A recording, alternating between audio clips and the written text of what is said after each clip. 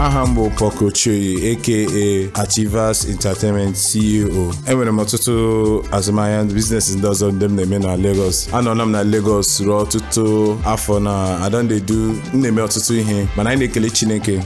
Nsogbu bụ ihe ewepụtara ka eweta usoro a ga-eji ka enwe ike gboo ya. 2020 bụrụ nsogbu bịa mụọ dịka mmadụ o metụtara n'ụzọ dị iche iche. Mụọ na onwe m bido n'oge a rute 2019, ya bụ ọrịa bidoro 2019. Mgbe m bidoro hụwa na nsogbu ga-adapụta na ihe gbasara azụmahịa tupu ya bụ ọrịa adapụtazie ọfụma n'afọ 2020. Ya bụkwa ihe kwesịrị iweta usoro a ga-eji wee gbuo ya, n'agbanyeghị na usoro ha wetara mgbe ahụ ka onye ọbụla nọrọ n'ụlọ ka a restrategize amara otu a ga-esi eme gboo ya bụ mkpa. Mana dịka ya bụ Lagos si dịrị ụnụ na otu o si dịrị n'onwe ke mgbe m nọ n'ụlọ mbidozi mezi ihe ndị m kwesịrị, achọpụtara m ọtụtụ ihe ndị ga-emenwu. M ga-agwakwa gị na ihe karịrị afọ 5 na 2020 bụ one of the best year m nwere, maka na ebe aka m ji discover onwe m. Enwere ọtụtụ ihe ndị kpọchiri akpọchi, ọgwụla naanị ndị na-ere ọgwụ maọbụ ụlọ ọgwụ, maka na ya bụ nsogbu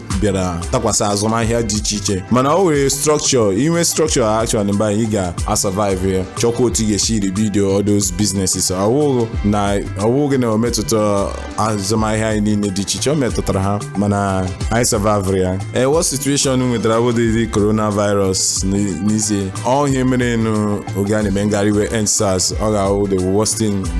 Anọ m na ngagharị iwe ahụ otu mgbe maọbụ abụọ. Ọwụ ngagharị iwe nke udo, enweghị onye nwere nsogbu. O nwere oge bịakutere, n'agbanyeghị ihe chi na-efe, onye bụ isi mere onye Igbo mere onye Yoruba, onye ọbụla bịakutere nso bịakutere ka anyị nwee ofu obi, chọpụta ụzọ a ga-eji mee ka ihe niile na-aga nke ọma maka otu ndị mmadụ si handụlọ ya bụ situation, hụ na ya bụ ngagharị iwe nke mere agaghịzighị otu o kwesịrị ịga. Ihe awụ one of the worst moments nwere na this year. Ndụmọdụ nwere inye wụ na nsogbu ga-abịa.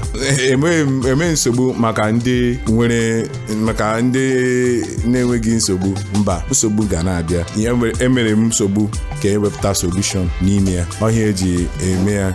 Ahụ na-enwere problem ọbụla enwere solution, enwere option B, enwere option C, enwere option ebe ọbụla. Kama ị ga-anọrọ ofu ebe na-complain, gị chọta ụzọ ị ga-esi gboo ya, chọpụta solution ị ga-eji wee gboo ya. Ya wụrụ mgbe ịdị ndụ enwere hope, ị na-ehope na ị ga-enwe ebiga ya, ị ga-enwe 2020 ga-adị mma. Dịka m si kwuo mbụ, 2020 one of my best years maka na m ji mụta ọtụtụ ihe. M na-eche na 2021 I ga-ebuild on it. 2020 dịka ibido ihe niile n'isi. Ihe ọbụla mere n'afọ 2020 bụ ihe kwesịrị iji mụrụ ihe, akwesịrị ime otu e ga-esi hazie ya maka afọ 2021 na-abịa. Ekeresimesi erutekwala ọzọ.